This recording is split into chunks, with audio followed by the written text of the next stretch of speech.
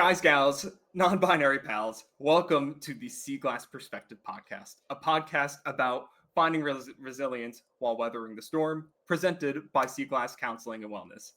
I am your co-host, Vincent, LCSW, joined today by my other co-host, Christopher, also a fellow LCSW.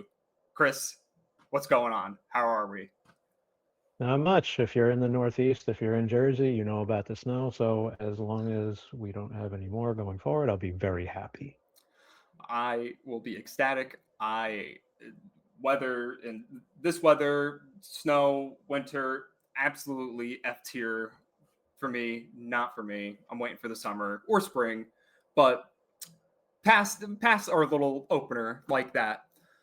I wanted to talk a little bit today about you know what you know what is the role of therapy, what is the goals for the podcast, why do we do this, why do we do anything, right? So one of the goals for this podcast is to kind of offer up, a place for topics that come up ever so often in therapy. I've been in practice not nearly as long as Chris, unfortunately, but you know, things that I even notice pop up on a consistent basis, things that, I've even kind of thought about in my own life and thought, does this come up in therapy often? And, you know, even for, what is the other component of this is what is sea glass? I think sea glass, we all think of sea glass and it's just, glass that you find on the beach. But for us, it goes a little bit deeper than that. It's, that normal everyday glass that we find on the beach that is weathered by the ocean, turning it into something much more beautiful, much more, you know, from what comes from ragged edges comes smoother edges that, is, you know, made over the course of time, which is kind of, a weird, our own version analogy of therapy. But Chris, what talking about sea glass, any what are your thoughts on that? I think, you are the I don't want to say the proprietor, but maybe the proprietor of Sea Glass Counseling and Wellness. What do you Yeah. how'd you Well, come up with Sea so Glass? I opened up Sea Glass Counseling and Wellness Center with a colleague of mine way back in 2014. Tana Quigley, she was an amazing therapist I met at a job that I worked at prior. We had both had private practices, just, Chris Nackos, LCSW, Tana Quigley, LCSW. Nothing terribly interesting title-wise. Um, and when we formed the practice, she pitched the name, Sea Glass Counseling Wellness Center. She was always kind of a beachy person. Working out of Atlantic Highlands is close to the beach, close to the water type of thing. So it made sense. But then, as we talked about the title as the name of the business, Sea Glass Counseling, it really kind of hit a second note. So, sea glass is just pieces of glass that are discarded. Technically, it's litter, it's garbage. You throw it into the ocean for about 40 years, the waves, the salt, the silt, apparently there's a chemical weathering process, which I didn't even know Huh. existed because I did not do well in chemistry in college and high school, um, which is why I'm here. Um, Yep. but yeah, I Same. guess it's the chemical weathering that does that, like kind of opaque, gloss, sheen, whatever it's called Huh. to it. Um, and couple decades out of the ocean, it's something beautiful, something that's sought after, something that's used for decorative purposes, things like that. So, yeah, it really kind of embodies the transformative process that we all go through over the course of our time. Um, so, I can't take full credit for that at all. Kudos to my colleague Tana for doing that. So yeah, that's kind of where the title came from, where the name came from, and stuck ever since. And I think even, as you had mentioned, it takes like 40 odd years, something like that, to, like for sea glass to become, going from those sharp, ragged edges to those smooth, rounded off edges, even as that's a pretty good analogy for how long, this journey, I guess you will say, of Mhm. therapy and how long it kind of takes. And not to say that it takes a specific amount of time, we've both people come for therapy for, a season, a year, like, indefinitely, like, but more so to the point that therapy and our own personal progress is an ever-flowing process, right? Hmm. Like I said, people can be in for a year, 2 years, a season, things like that, and are whether or not therapy is even really involved, the journey of that process, maybe with chemicals, with the weathering process and stuff like that, maybe we also get a little weathered by that, but from our own daily intake of things. But still, I find it to be a good analogy. I hope that's the word. A good analogy for what this stands for as our journey. So Hmm. even going past some of the pleasantries like that, one of the things that you and I had kind of briefly touched upon even before starting this episode today was why does this industry exist? Why not, first off, why does it exist? And secondly, why does it continue to persist? Right? I think therapy obviously has its roots so long ago, and whatever uh, social service intro class I took way back in the day of like that like the helping services and stuff like that in like the early 1900s. Hmm. So this has been a profession truly not as long as most other professions have been, but No, especially in the medical field, like mental health, psychology, psychiatry, relatively young, in the yes. grand scheme of things. Um, and say what you will about mental health's founding fathers, Freud was a little off sometimes, Yep. things like that. But like, it's a reality. Our mental well-being is sometimes perhaps more complicated than our physical bodies. Um, and our jobs, our profession, our industry has grown out of that, out of how complicated it is, and the need for that training, the need for the work, and things like that. And I think for for us, like past 5 or 6 years have really shown that, Mhm. through everything that happened with COVID, the lockdowns, all that kind of stuff. Like people really started to realize how important mental health and mental wellness was. And even over the course of my career, I graduated back in '07, so I've been in practice about 19 years now. And to see the growth of the industry and the growth of the profession over that time, um, it's monumental growth. So, what the when it comes to therapy, like as much growth as we've had, as much as mental health has become more widely talked about and widely acknowledged, and it's not as taboo as it used to be, still kind of is. Um, Yeah.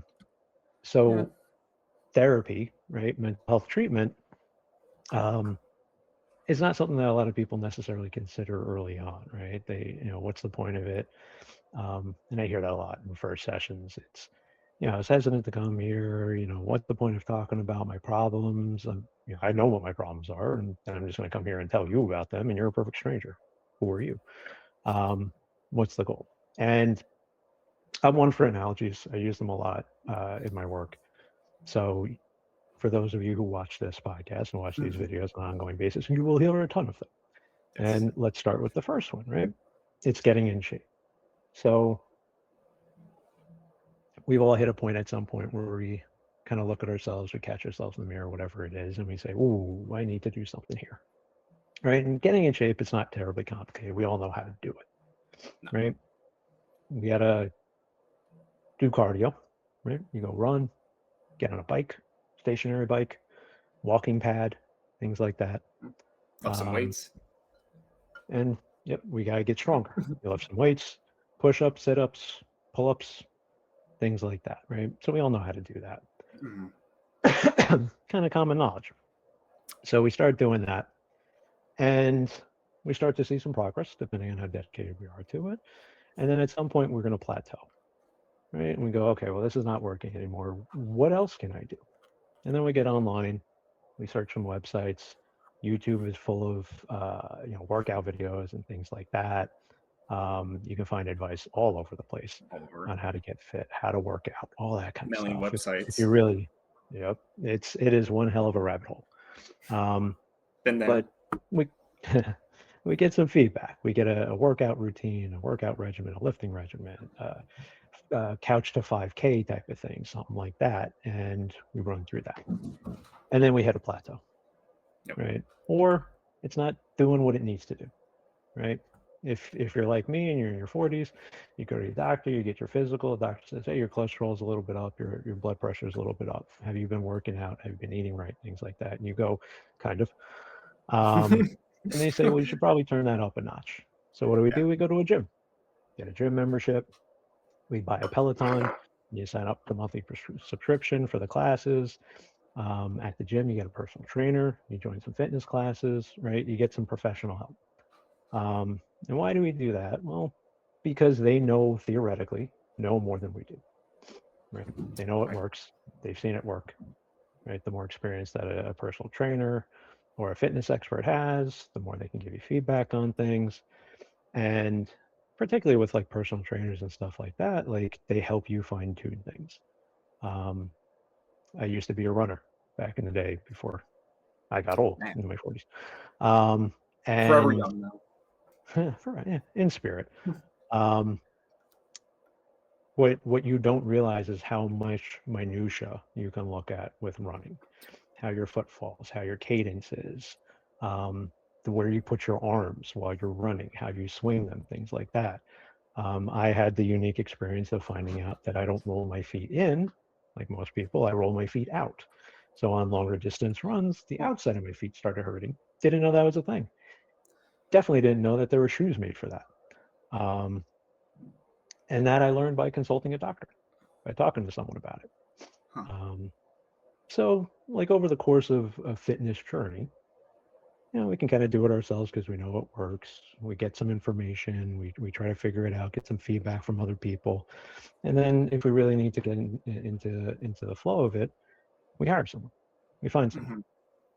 Right? And something I think about as we talk about this analogy of working out and things like that is even kind of like going a little bit to the root of it. Like we know how to, right? Like if we need to go to the gym or if we need to, get off the couch and move our butts or whatever like that, like we know the like core concept of it, right?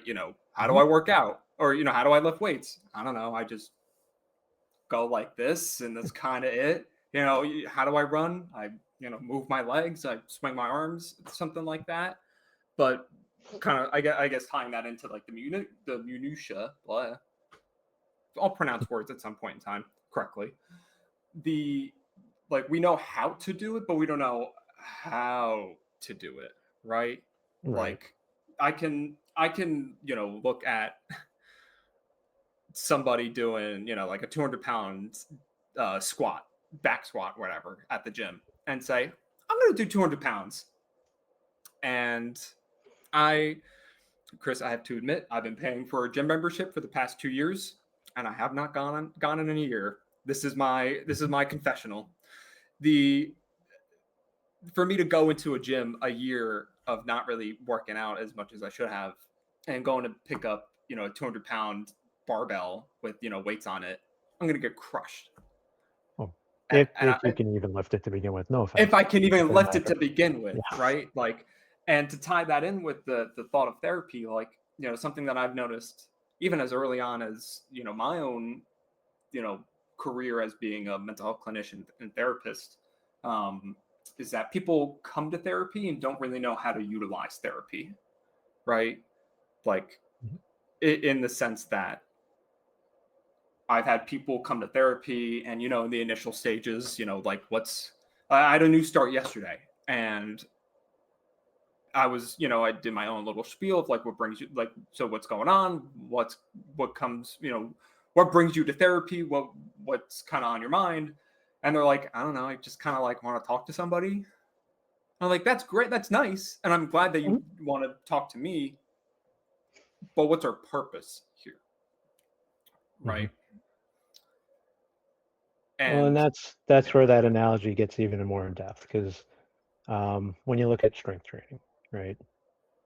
So back in the day, right, I was a personal trainer for a short period of time. No one ever goes, oh, that makes sense when they look at my stature, but it's true. I'm about 5'7", $160 soaking wet. But I was. And while I was training to become a trainer, you think you know how many muscles you have, and then you find out you have 600 in your body, right? And a lot of them can be worked, right? So that idea of even the shoulder press, right? You did that little motion. Yeah, Well, yeah, there's this yeah. one which works the muscles on the top. There's this one which works some of these interior muscles. There's a back one. There's all types of things. Yep. The way you lift weights can target actually different muscles within the same body part. Um, so, kind of refining that and figuring things out. Like I wouldn't have known that if I didn't do the training, right? People might not know that unless they talk to a personal trainer, right? Because you go, okay, well, I'll do a push-up. That'll make my chest bigger. Well, actually, it doesn't quite make your chest bigger, right? It depends on how many push-ups you do. It depends on how often you do them. Maybe you Yeah. need to add weight to get your butt, right? Even the form. All types of minutia and details and things like that to kind of make what should theoretically be a simple process incredibly complicated. Yeah. Because the reality is our bodies are incredibly complicated, Yes. right? And that's where therapy comes in. Our minds are probably even more complicated, right? I mentioned Freud earlier, and the idea of the subconscious mind, and it's the iceberg, right? The tip of the iceberg is what you see on the surface, and then there's a whole big piece of it that's underneath, right? Our experiences throughout life. I tell people you basically are born, and somewhere around 5, when you really start knowing what's going on, you get a book, and every experience you write in that book, and that book is something you will refer to throughout your life, whether you know it or not, Yeah. right? So, Yeah. Those schemas. That idea of clients coming in and saying, yeah, I was told by someone I needed to talk to someone, you know, uh, I had a situation at work and I'm getting kind of stressed out, I'm getting kind of overwhelmed, whatever it might be. Help me, right? So, our role there is to kind of help people figure out, okay, well, what is it that's going on? Where did this process get shaped? How did it get shaped? How do we kind of unearth some of that stuff and address it and work through it and manage it and change it, blah blah blah blah blah. And that's where, like, we generally speaking know what works for us, Yeah. right? We know, generally speaking, what coping mechanisms are, right? Generally. We know what hobbies are important. We know that physical activity is important, sleep's important, all that kind of stuff. The Apple Watch has mindfulness exercises on it, right? That's Which crazy. is a term that was kind of born out of dialectical behavior therapy with Marshall Linehan and things like that. So, like, uh, mental health techniques and topics and concepts and things like that have kind of filtered out into the world, Yeah. right? And you can find it relatively easily. I mean, Um, even I think especially with the younger generation, but just to that point of like TikTok, right? Like I'm at that like age precipice as a, I don't know what you want to call me, a zillennial. That's kind of how I refer to myself, like that mix of like Gen Z and millennial. Of it's so ever present to just open up your phone and you go on TikTok and you see, they call them like insert adjective talks, right? So it's like mental health talk or something like that, mhm, mental health TikTok or fitness talk, book talk, like, but specifically for mental health, you open it up and you get so like just absolutely flooded with so much information on, even like I've seen like short form content on like DBT and CBT and ACT and every other 3-letter acronym for other therapy modalities. And even, to go mhm, as far as like, how to set healthy boundaries, how to, identify negative influences in your life, how to cut off people who are not good for you, like those like therapy related topics that, you get a flood of it, that to kind of even loop it into the exercise analogy of it all. Like, I think that's why you go and see a personal trainer, right? As an mhm, akin to like, what if you want fitness, you go to a personal trainer. If you want to talk about mental health and do a lot of processing and exploring of yourself, you go and see a therapist instead of mhm. these like TikTok and the online outlets for both bodybuilding and mental health are supplementary, right? I can go on Reddit and I can go on bodybuilder.com and I can look up, how to do, 10 lifts of this thing and then 20 rows of that thing. Like, but if I'm doing it wrong, I'm going to hurt myself. Yeah. And that's one of those things. And a lot of times, and I can speak to this as back in the day being a personal trainer, like people don't know they're doing it wrong. I didn't know I was running wrong until I knew I was running wrong, until I started to feel it. I didn't even know those sneakers existed. Yeah, didn't even know that. I thought if I got a good pair of Nikes, I was fine. And then the outside of my feet hurt, strangely. So, and honestly, that whole like TikTok thing and social media thing, hasn't happened in a minute, but like it's a fairly common occurrence. And if you haven't encountered this, you will, where people will come and be like, Chris, is this me? And they'll show me a video about like borderline personality disorder or bipolar disorder, or blah, blah, blah, blah, blah. And like, it's like, well, okay, not quite. Yeah, hold on. And then I have to kind of flesh it out and explain it and help the person kind of work through it and things like that. So like there's a ton of information out there, right? It's really nuanced. Mm-hmm. And that's our job. Our job is to help people filter out what makes sense, what doesn't, what applies, what doesn't, and make it work for them, right? And that's kind of two things that really kind of jump out when I think of what is the point of therapy. It's the specific feedback, right? And coping mechanisms, therapeutic concepts, stuff like that. And I'll say to people, look, I'm not saying anything that's like groundbreaking, amazing, you can't imagine, you never thought of this before, you've never heard of this idea of boundaries before, right? You can go on social media and find 800 videos about it. But it's the placement of those topics, it's the concepts behind it that sometimes need a little bit more fleshing out, because it's like doing a puzzle. Analogy number 2, we're going to get a ticker going up here.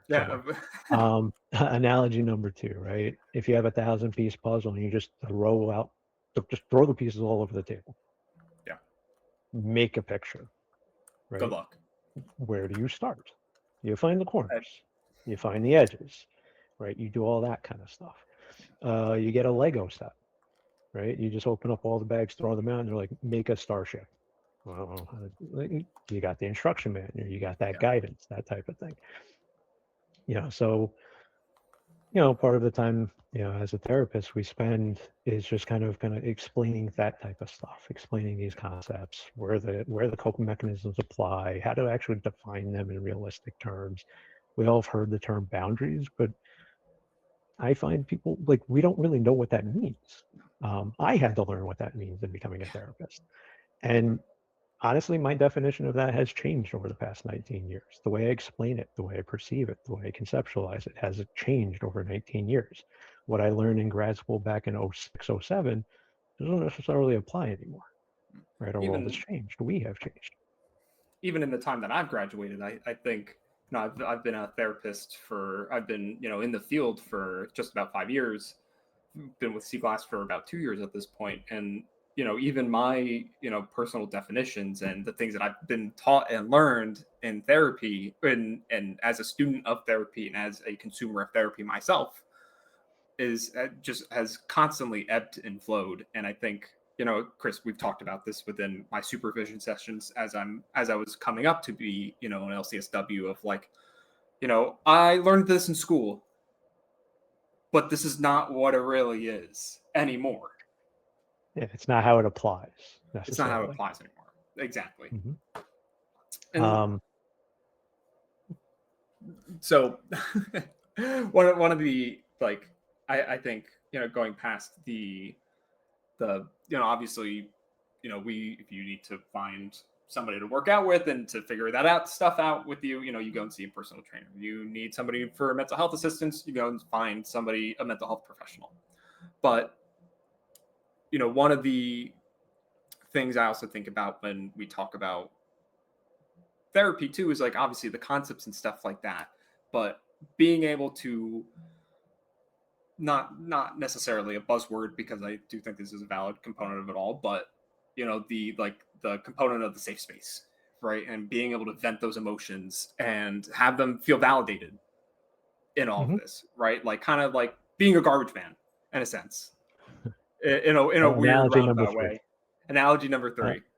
yep. Analogy number three, right? Like, what do I do Sunday nights and Wednesday nights every week? I take the garbage cans out, put them on the curb. I wake up Monday morning, Thursday morning, garbage is out of the bins.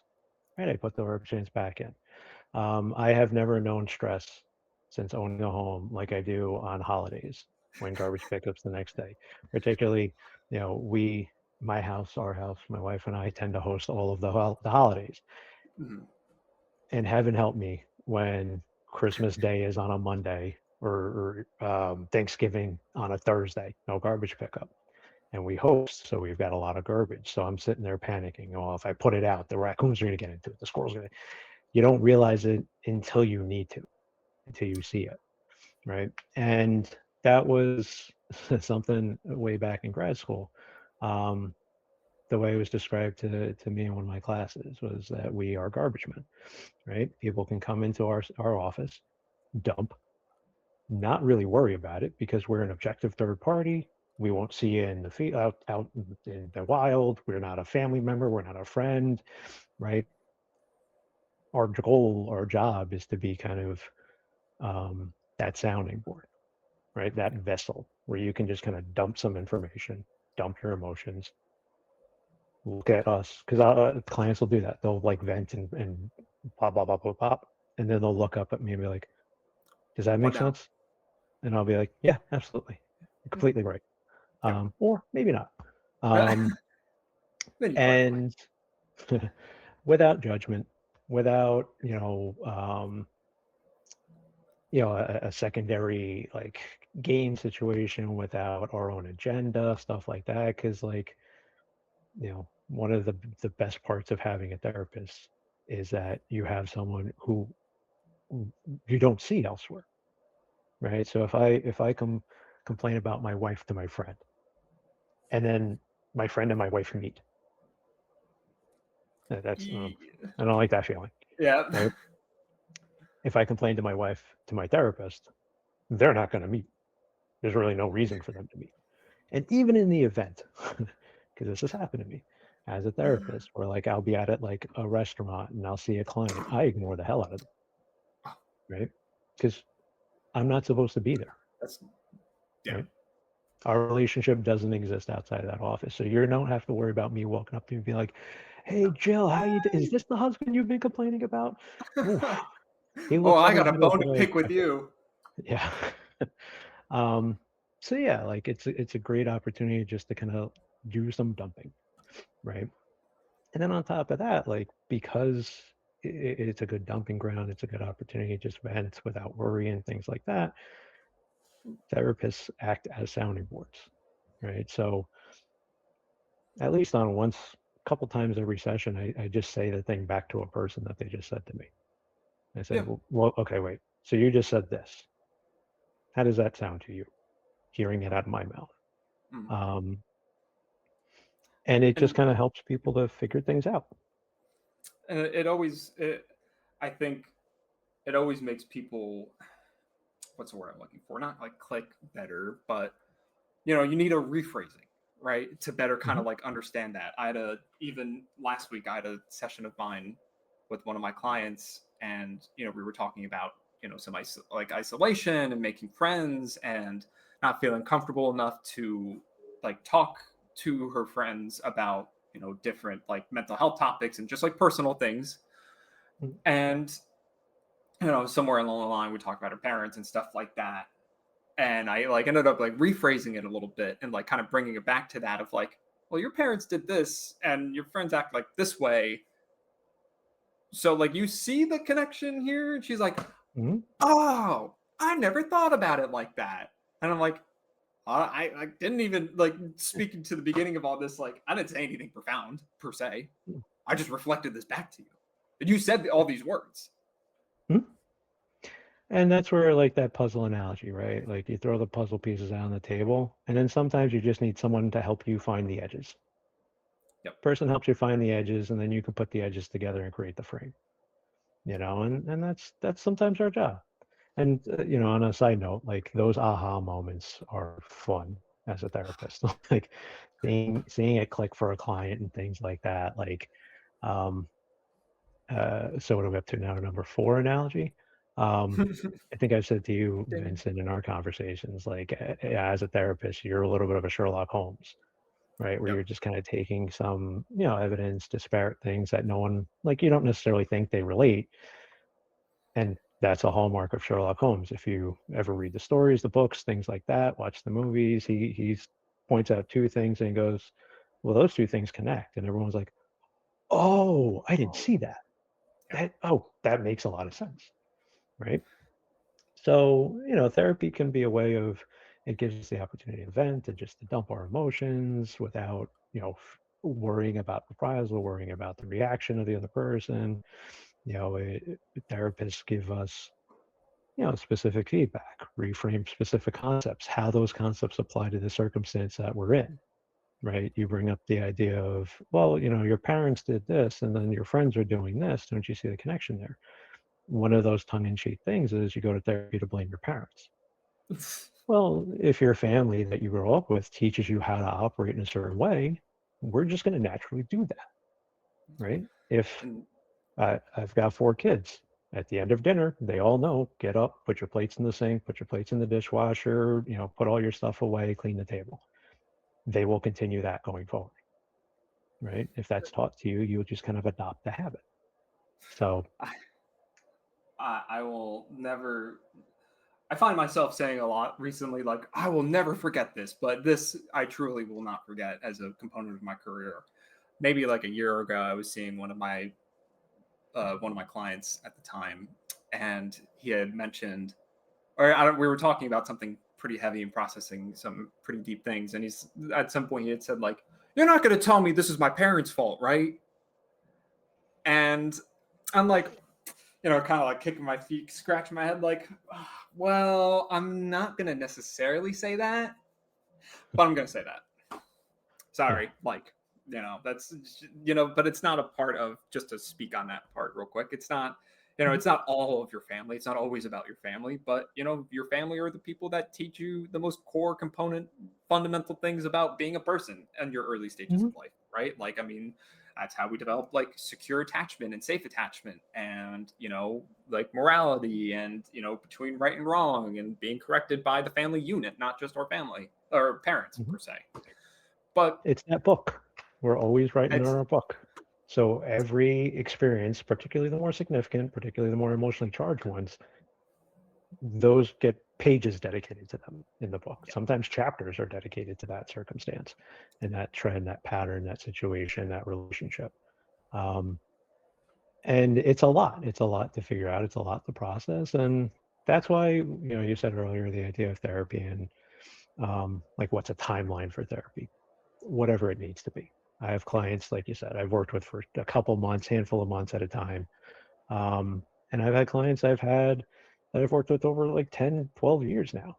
Um, some pretty consistently, whether it's, we worked together for a year, took some time off, person came back, called me, found me, looked me up, type of thing. Um, it followed me from one office to another. Um, and then we worked together for a couple more years and things like that. I've had that happen on a regular basis. Um, so yeah, it's because that book gets so big and thick and beefy and it's not dog-eared, it's not tabbed, it's not organized, it's just a flow of information. Occasionally we just need the help kind of going through it and be like, okay, so page 15 refers to page 30, well, I guess 36 refers back to page 15, which is only there because of page 14. And then, okay, so what do I do now? Type of thing. it's we we write in this book all the time, but it is so like you said, we're referencing back to different pages that Mhm. reference subsections and subsections that reference indices that reference every the Dewey Decimal System. Like those books are Yeah. so highly and organized. But maybe in another analogy way for myself, we're like the bookkeepers in that sense. Like we help people go through those books and make Mhm. sense of what we've actually written down in the time of it all. And Mhm. as we talk about all of these, I feel like we've talked. Think of this as a stew, right? We're putting all the important pieces. Chris, you're going to get me onto the analogy train now, man. This is It works. we're really gonna have to get it works. We're gonna have to get a ticker for this. But we're throwing all these components into the pot, right? For the stew. The getting in shape analogy and the garbage man analogy, and why does this industry even exist and persists, and therapy as a way of accessing support in all these different ways. But what's the I hate to say what's the broth in my brain? I said, what's the glue to all this? But what's the thing that brings us all together? What helps therapy to work with all these concepts, right? And I that think. Oh, one of the things I was going to say was, one of the things I think that helps make therapy work is, the relationship that you have between you and your therapist, right? It's so yeah, of course you should like your therapist, but I've met some therapists. I've met, therapists who I didn't really click with, and then some other therapists who I really thought were really awesome and I can get along with. And I think that, the authenticity, the authenticity of the relationship is so critical, right? I mean, absolutely, and that's I'll tell people first session. I operate the way I operate in therapy. I talk the way I talk. I give the feedback the way I give feedback. The one example I always give is silence, right? I've never done well with silence. I don't like it as a client. I don't like it as a therapist. I get very distracted. I get very fidgety. There's a little touch of my ADHD that kicks in. Silence sacrilege is with a not something. therapist. Silence is not something I do. Yeah. Right. So if a client comes in and I say, "How was your week?" and they're like, "Fine," I'll wait about 3 beats and I'll be like, "Okay, so last week you talked about this. What happened with that? What happened here? What happened there?" And some clients value that. Some hate it. Right. And I tell people, look, if I'm not the therapist for you, fire me. Right. I am here to serve you. Right. You're not the reverse. Yeah. Right. Now, technically, you pay a copay, things like that. But I mean, you're paying me. If I'm not doing my job, get rid of me. Right. Yep. I don't take it personally, because part of that click is so important is why I don't take it personally. Right. The way I operate as a therapist might not work for person A, but it works really well for person B. And it works okay for person C. Right. So person A shouldn't keep seeing me. Person B, I might know for a while. Person C, we'll see what they can get out of this. And then if it's not clicking, if something happens, and I've had that come up a couple of times early in my career too. There was one client I worked with for about a year, in terms of dealing with his anxiety and managing it, and he had a license for years and never drove, and getting him behind the wheel and stuff, not that I was out there driving with him, but helping him work through that anxiety. And then we hit a point in therapy where he goes, there's other stuff, Chris, I want to talk about, but I don't feel comfortable talking to a guy about it. I really think I'd be better off with a female therapist. And I was like, all right, I'll help you find one. Because at the end of the day, if it wasn't going to happen here, well, that's not helpful to you. And I don't want to do that. I don't want to be a barrier to that. I don't want our relationship to be a barrier. So that click is so ridiculously important. And it's like trying on a pair of shoes almost. One of the things that happens is that people will go see one therapist. It doesn't click, but they don't want to start over. So they stick it out with that person, and then they kind of phase out and don't get a lot out of it. And then they don't find someone else. Right. And there's huge gaps. The number of times I've had someone come and, meet with me, and then I'll say, okay, well, you were in therapy before. What'd you get out of that? And they're like, I don't know. I'm like, that's not how it should work. Yeah. Had that response too many times. Yep. So finding a therapist, I like to tell people, you'll know by session 3. You'll know by the 3rd hour that you sit with me whether or not this is going to work. Whether or not you find me annoying, whether or not you find me interesting, whether or not you find me funny, whether you appreciate the jokes or not, whether the analogies work for you or not, right? I do a lot of movie references, and some of them are dated, and that doesn't really work well with teenagers nowadays. So if the things I say don't click and make sense, if the way I present them doesn't click and make sense, then it's not going to work for you. And The that's that idea of when I tell people, don't worry about firing me, don't ever feel, conflicted about it, don't ever worry about my feelings, don't ever worry about insulting me or anything like that. It's shocking how often that comes up, where people, feel bad yeah, firing a therapist, which if it's not working, it's not working. And pursuant to that, I'll tell people, look, if anything I'm saying at any given point doesn't make sense, if I'm going down a train of thought and you don't think it clicks for you, or it's not feeling right, just, hey, Chris, yep, shut up for a second. yep. Like, tell me, stop me, tell I me it's not working. tell that to clients all the time. Like truly, I start a lot of my like intro sessions, the initial sessions of like, what you're seeing right here is what you would get out there, in the sense that, I'm no different in either of these roles. Obviously, I'm professional in this role, and I went to school for this, and I've taken licensure exams to really make sure that, so the state knows that I know what I'm talking about. But if you don't like me as a therapist, I don't take that personally. Not every shoe fits. And even to like, I've told people, humor, I think, like to think, is a not a massive part of my style, but I use humor a lot. I use a lot of jokes like you do, Chris. I use a lot of references. I'm a big nerd. I play a lot of video games. I read a lot of manga. I watch a lot of anime. Like, and if I use those references and people don't get it, I'm like, that's okay too. Like, then I just, I find something else to connect with. I like to consider myself an eclectic man like that. I'll find something to connect with in some way, shape, or form. But, if the shoe don't fit, don't buy it, right? Or return it. Like, Well, don't wear it for a year. and definitely don't Certainly wear don't. it for a year. And don't bring it back to Nordstrom Rack and ask for a refund, because a year later, I don't think you'll get that refund. But I think with all that, being, that kind of ties into one of the things that I think we wanted to talk about too a little bit. And I think we briefly covered it as well, of being willing to let the therapist know if they're helping you or not. Right. I've also told clients too of, hey, look, I'm kind of spitballing on this one a little bit. If you think I'm totally off the mark and you don't think this is correct, you can say, then this ain't it.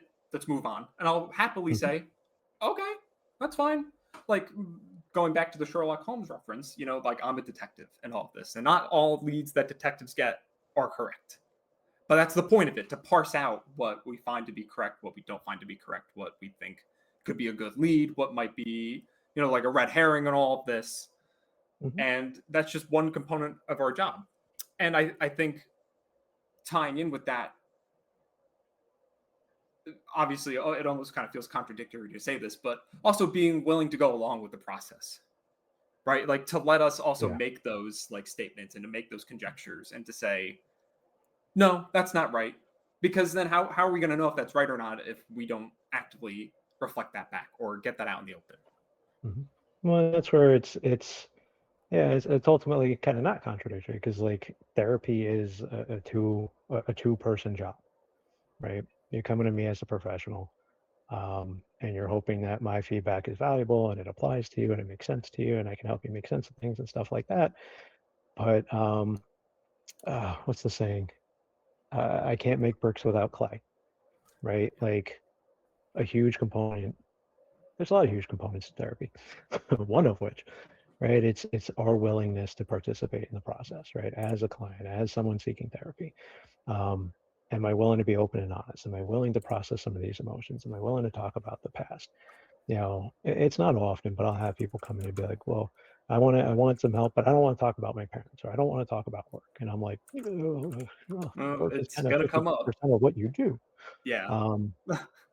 And things like that. So like, that willingness to talk through stuff, that willingness to explore, that willingness to process things out, is incredibly important, right? You don't go to the gym. You get a gym membership and then you don't use it. Well, you're not going to get fit, right? If you go to a personal trainer and they give you a workout regimen to do during the week in between sessions, right, and then you don't do them, well, then you're not going to make the progress that you want to make, right? Yeah. So it is a two-way street. And at the end of the day, like, one of the things that I probably should say it more often than I'm thinking about it, is that this process, engaging a therapist, engaging a therapeutic process with someone takes a huge amount of trust. It's a big risk, right? Because then I sit here and I talk about stuff and I get emotional, and it's stuff I don't like to think about and stuff like that. And I get feedback that sometimes I don't want to hear. Um, Yeah, for sure. because look, if you're walking down a path that's not going to end well for you, that I don't think is going to end well for you, I'm going to say like, that might not be a good idea. I wouldn't do that. Um, so, excuse me. It's it's a collaborative process, and you have to be able to trust that that process is going to work for you. If you really don't think it is, if you're not trusting that it will, it ain't. Um, No. and that's where some of that stuff about mental health, treatment and therapy and things like that. One of those kind of barriers that I end up hearing a lot is, well, how do I know this is going to work? You don't know me. You don't know me from anything else, right? And I'll even say that to people, like, look, I can only get to know you as well as you're willing to let me know, right? Yeah. Um, so at the end of the day, why does it work, right? Because this industry has grown over the years and over the decades. It's a bad joke to make, but I make the joke that I am recession proof, right? COVID was a great example of that. um, like, at the end of the day, this job, this industry, this profession, our licenses continue to persist because there's some universal truths, universal pieces to our job, that what we do, what we learn, and things like that, that kind of carry us forward, right? And the way I like to say it is that every individual is unique, right? Yep. There's so many different components to me that make me up, right? I have a whole bunch of different puzzle pieces that you don't have, and you have a whole bunch of different puzzle pieces that I don't have, right? So we're all unique. However, we tend to do similar things, Well, right? We creatures all of habit. operate in similar ways, right? Exactly. The way one person experiences their anxiety might be different than the way a different person experiences anxiety, but it's still anxiety. Yeah. Sadness is a universal emotion. How we feel it, how we experience it, how we process it, how we perceive it might be different from person to person, but it's still relatively the same, Yeah. right? If you know how to change a tire on a Dodge Grand Caravan, you know how to change a tire on a Nissan Maxima, you know how to change a tire on a Jeep Grand Cherokee, right? Some of them might have wheel locks, Yeah. right, on the lug nuts and stuff like that, so you need an extra tool. But generally speaking, you take the lug nuts off, you take the tire off, right? So like, and that's part of why we wanted to do this podcast, and is because there's a lot of things that we say a lot of, and a lot of Yep. concepts that we refer back to a lot, and it might apply to each individual person in a unique way, but they generally apply.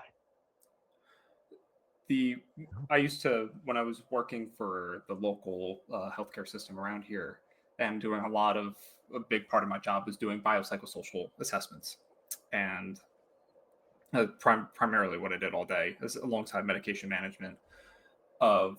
But I would ask a lot of the same questions to a lot to the to all these different people, and I'd get varied responses of how they experience their anxiety and how they report their anxiety and how they describe it. But it's different wording for the same thing at the end of the Mhm. day, right? It's all and I can go through the checklist of well, oh, how do you experience anxiety? Racing thoughts, restlessness, difficulty sleeping, reduced appetite, like even nausea, things like that, or alongside depression, sad mood, low energy, anhedonia, lack of motivation, um, increased or decreased sleep. Like I could go through the DSM. I have the DSM on my bookshelf over there. I can go through the whole checklist, and people I will get the very different responses, but it's the same concept at the end of the day, right? Mhm. And like you had said, we're all shaped by different experiences and different personalities and stuff like that. But almost like not to say that everybody experiences a cold the same, but like, you get a cold, you take a Z-Pack or whatever your local urgent care or GP will provide you. If you experience depression, anxiety, maybe you talk to a therapist, or maybe you explore psychiatric medication, an SSRI, an SNRI, MAOIs. I don't think they do those anymore, really. But point being is that, it's all like different shapes, same concept. Hmm. Yeah, and that's, I guess, like the overarching tagline, right, for therapy, right? It's based on the premise that of teaching you what usually works for most people, and then refining it to apply to you as an individual, as a unique individual, right? The concept of emotional boundaries is a universal concept, but what is it about emotional boundaries that you find difficult to set? With whom do you find difficulty setting those? What does it mean for you to have an emotional boundary, and how can we define that as it applies to you and your situation? Because an emotional boundary that you have with your boss at work is different than an emotional boundary that you're going to have with a best friend versus a peripheral friend versus a spouse versus a child, a parent, whomever it might be. Um, so, like I said, it's kind of teaching these general concepts that tend to work for people and making sure it works for you. Um, Yeah. And I like, even as we talk about this, they kind of like lights the light bulb above my head a little bit. That's why we teach, like, that's why we have different modalities, like I mentioned so early in the podcast, the 3-letter acronym modalities: CBT, DBT, ACT, RBT, like all these different things. Like, but that's what all these are based on, right? Like the premise that these tools and these concepts can be slotted into most people's lives, mhm. but also, like, filing those down and making them uniquely yours, right? Yep. Like, my coping skills are going to be different than somebody else's coping skills, or they might be similar in the premise, but they're going to look different in some way, shape, or form.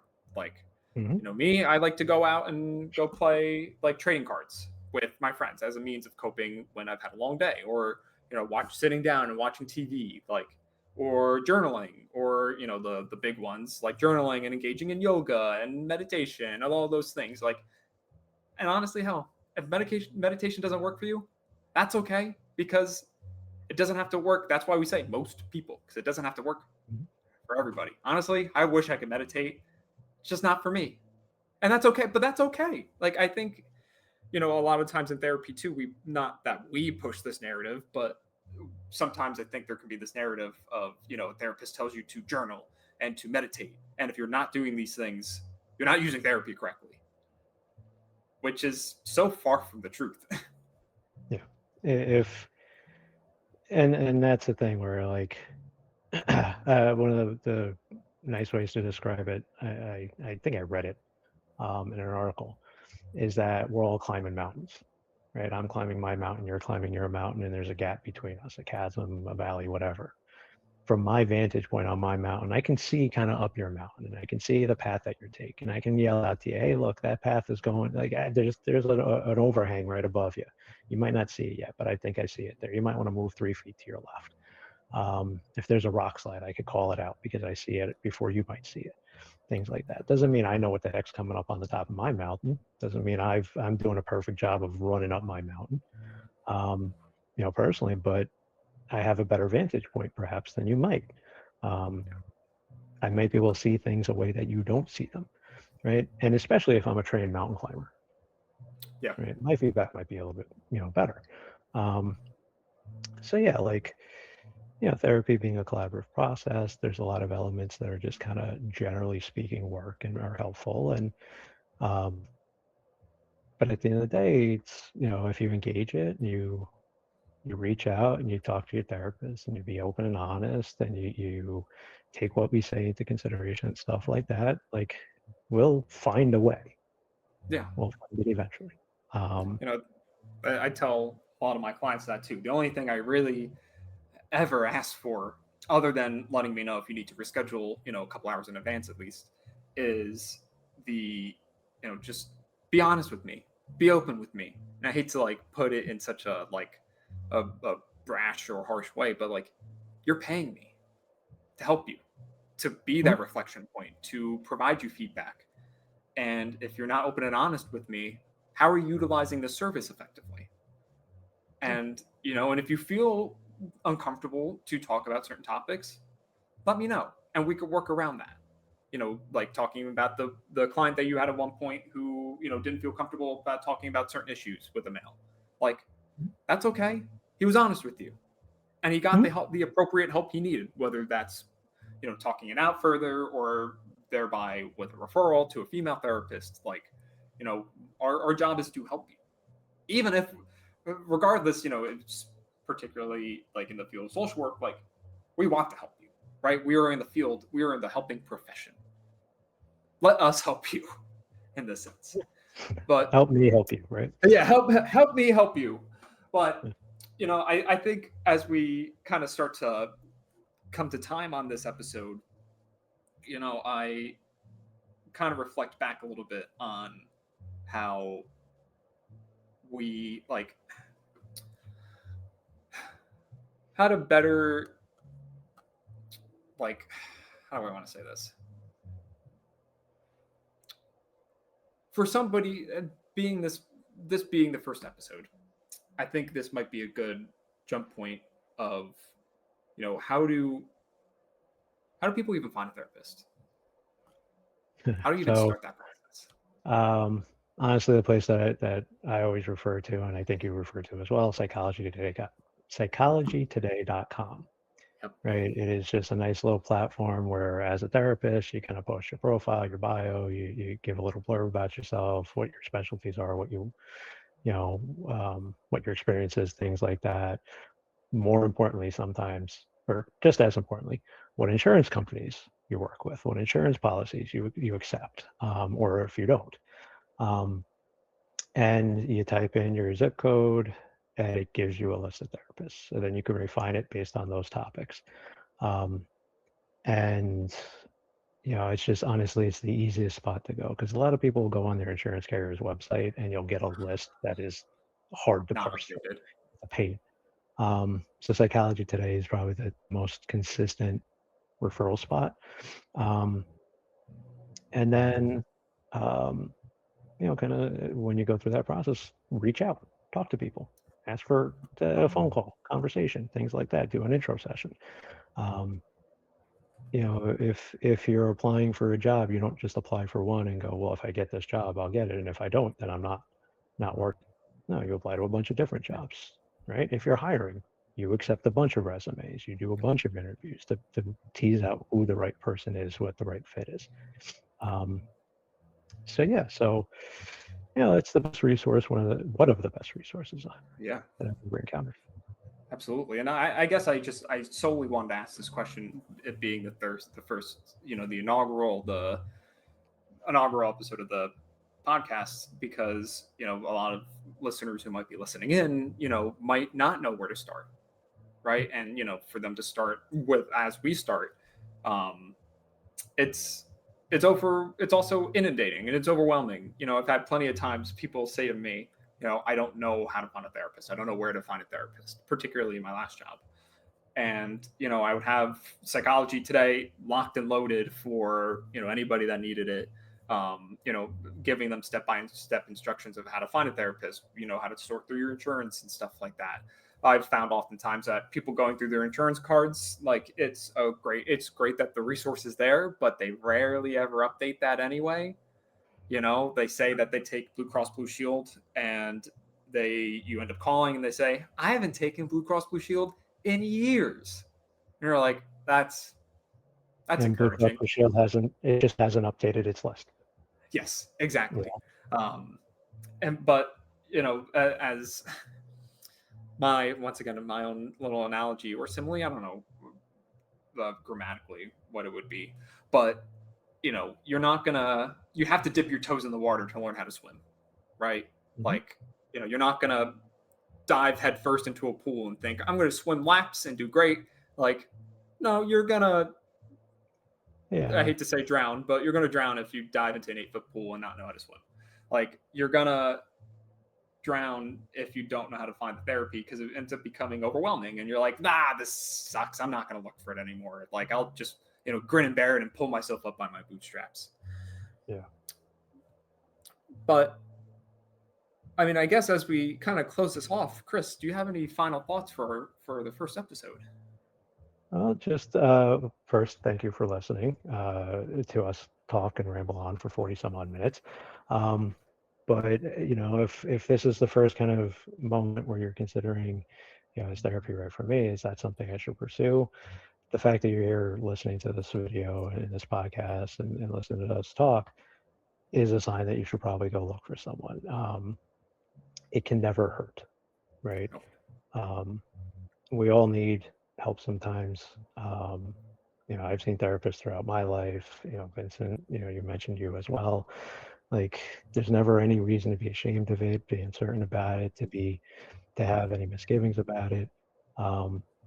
Because at the end of the day, we're all here to help. That's why we do the job that we do. And I've rarely met a therapist who didn't enjoy their job, right? So know that we're invested, know that we're engaged. And again, thanks for listening. Yeah, thank you, everybody. Thank you for listening. So on that note, guys, gals, non-binary pals, thanks for listening to the first episode of the Sea Glass Perspective, presented by me, Vincent, and my co-host, Chris. Thanks for listening. Thanks for watching. And we hope we'll see you for the next episode. Take care.